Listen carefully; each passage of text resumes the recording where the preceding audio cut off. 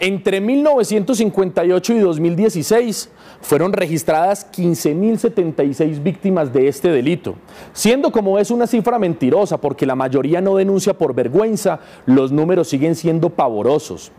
De ese total, 4.837 casos fueron perpetrados por los paramilitares y 4.722 por las guerrillas. 950 casos más fueron perpetrados por grupos surgidos tras la desmovilización de las autodefensas y 206 víctimas de agentes del Estado. Sobre 3.973 casos, aún no se sabía a ciencia cierta a qué bando pertenecían esos matones que trasladaron la geografía del conflicto al cuerpo femenino. 9 de cada 10 víctimas fueron mujeres.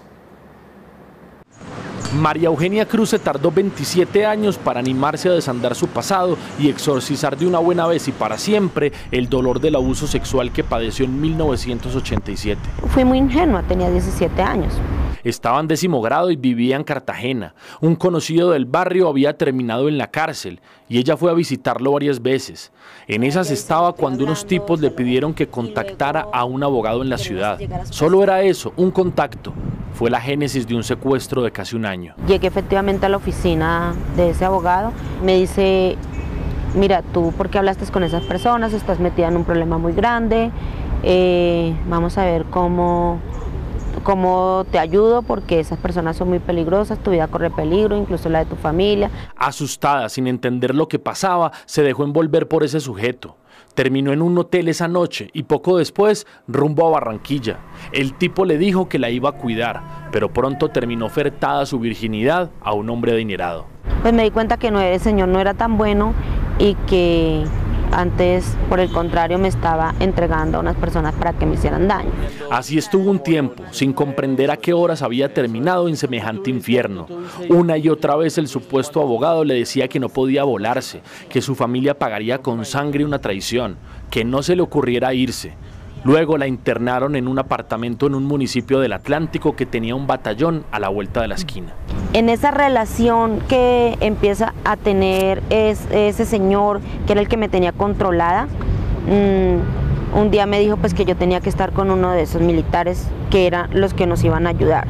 El supuesto abogado, al parecer, era un enlace de los paramilitares que ya entonces hacían estragos en esa región del país.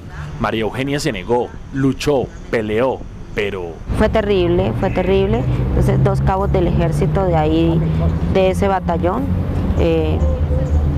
abusaron también de mí.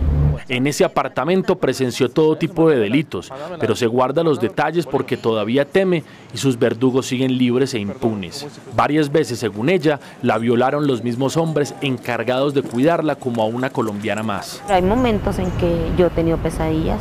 Al final se fugó, venciendo todos sus temores, y hoy no le tiembla la voz para contar su historia. Para mí es muy duro saber que hemos contado con una institucionalidad donde hay miembros de la fuerza pública que también han ejercido este tipo de violencia contra las mujeres. María Eugenia hoy lidera la corporación Mujer Sigue Mis Pasos, que agrupa a 800 víctimas de violencia de género en Colombia.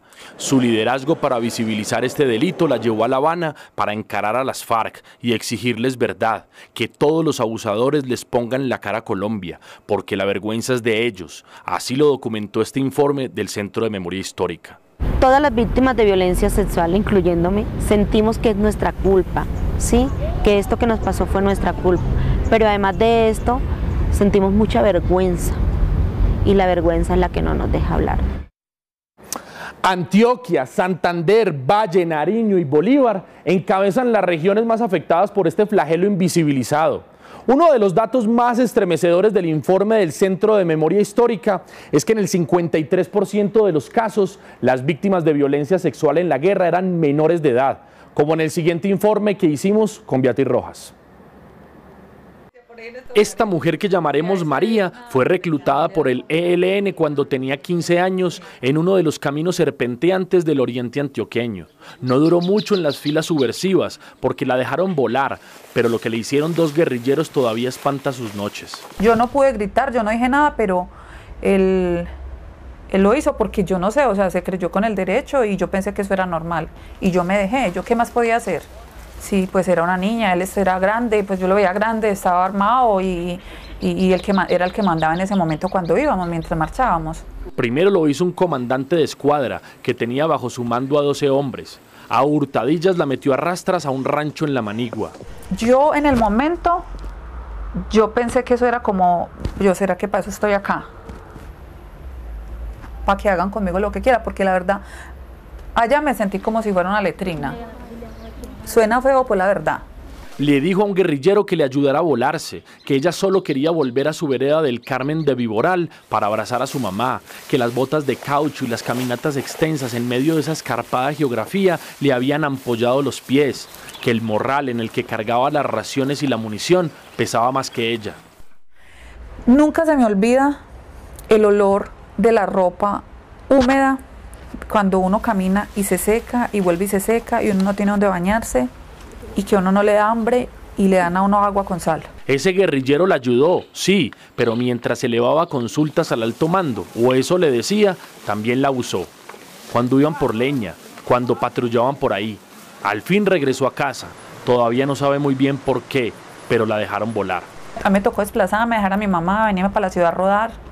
Ahí donde intenté suicidarme, no tenía dónde vivir. Solo a su mamá le contó lo que pasó. Pactaron sepultar aquello y jamás discutirlo de nuevo, pero las grietas del pasado se abrieron paso a zarpazos y fueron derrumbándola a destiempo. La escritura la salvó.